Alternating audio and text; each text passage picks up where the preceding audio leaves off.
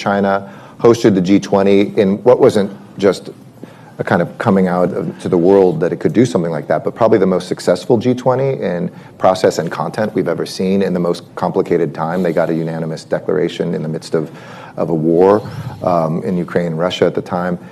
It was a historic year, not a new peak, I would say, in U.S.-India relations, but a new floor. And for a long time, U.S.-India relations, we actually supported India's independence over the Brits. We had great relations, but when we pivoted, ironically, to China in the early 70s, we walked away from India, pushed them towards the Soviet Union. We were close with Pakistan, and I think Indian government didn't feel that the U.S. was a trustworthy partner, and sometimes even worse.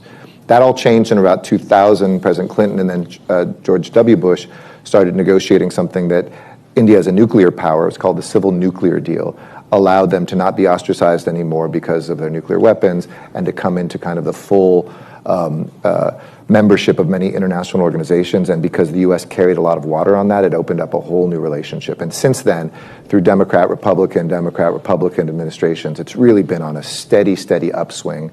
That's an incredibly strong relationship. I think if it was Facebook status for a long time, it's complicated. Now we're definitely dating.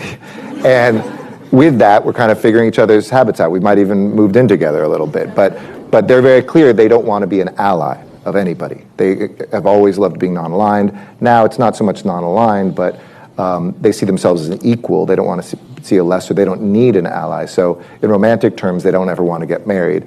But I always say, let's keep some romantic ambiguity at least about where this is headed, because in this world, it really is, I'll say two things. They're the two largest democracies in the world.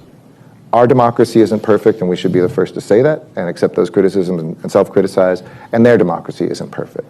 But let's also not get caught up only in what Freud called the narcissism of small differences.